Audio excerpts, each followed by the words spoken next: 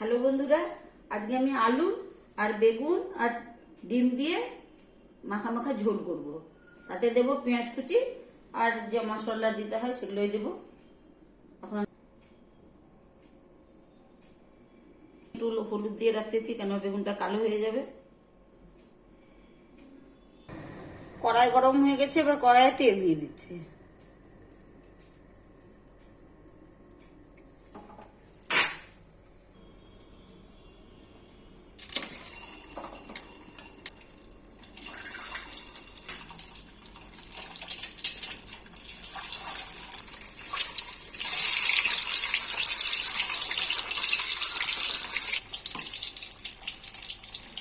হয়ে গেছে, কেন এর থেকে বেশি ভাজলে পরে তাহলে ওটা খোসা খোসা ভাজতে হবে। ওটা খোসা খোসা লাগবে খেতে।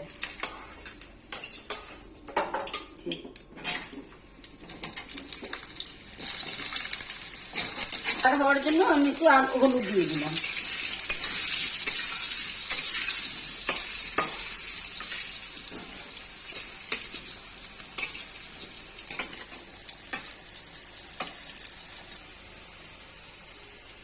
এটা হয়ে গেছে, এখন আমি এগুলো তুলে নিচ্ছি। আলুগুলো হয়ে যায়, এখন আমি একটা একটা করে বেগুন ছেড়ে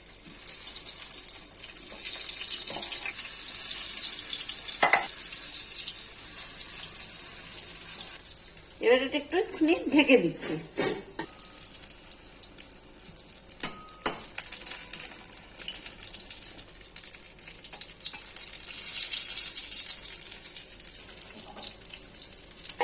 এখন আমি বেগুনগুলো তুলে নিচ্ছি।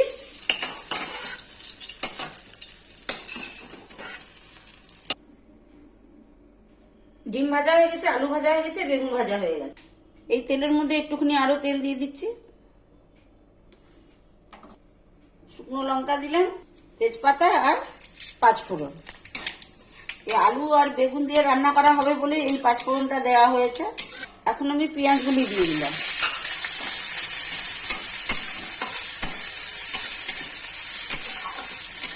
এখন পেঁয়াজটা একটু বাদামি কালারের হবে।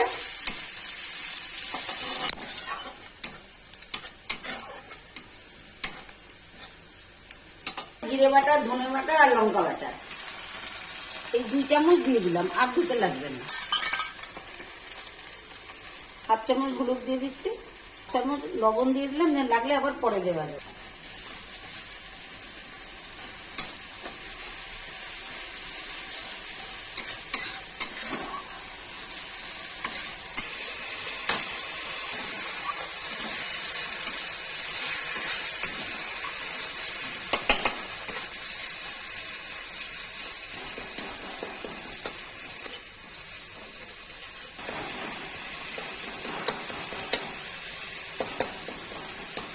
দিয়ে দেবো, মশলা ভাজা হয়ে গেছে।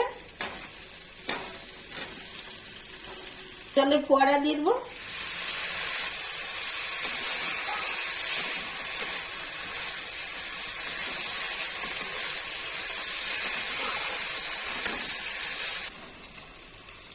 ঢেকে দিচ্ছি।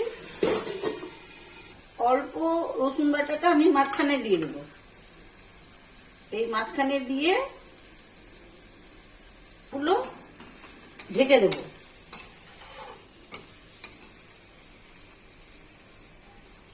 এবার ঢেকে দিচ্ছি। এবার দেখেন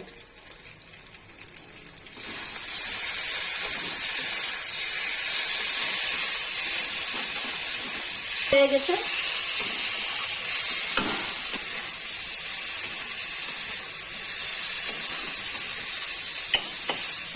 এবার জল দিয়ে দিচ্ছি।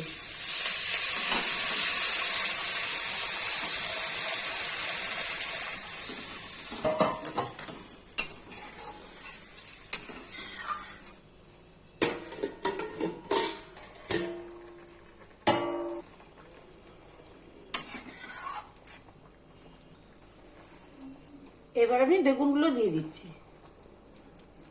বেগুনগুলো ছেড়ে দিলাম।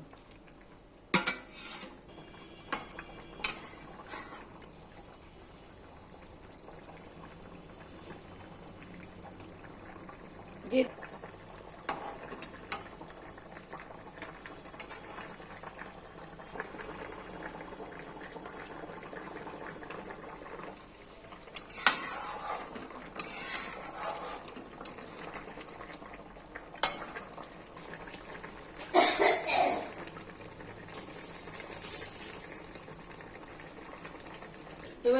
ঢেকে দিচ্ছি।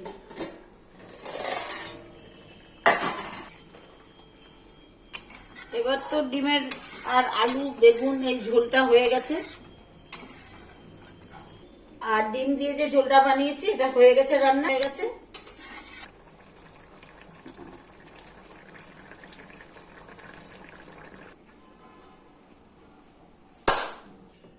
হ্যালো বন্ধুরা, এই ডিম আলু আর রান্নাটা করেছি, সেই রান্নাটা পুরোটাই নতুন।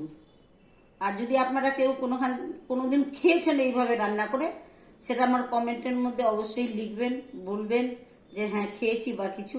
আর কেমন হয়েছে না হয়েছে সম্পূর্ণ ভিডিওটাই দেখবেন, যে যেখান থেকেই দেখছেন কমেন্ট করবেন, তাহলে একটু খুশি বেশি হব।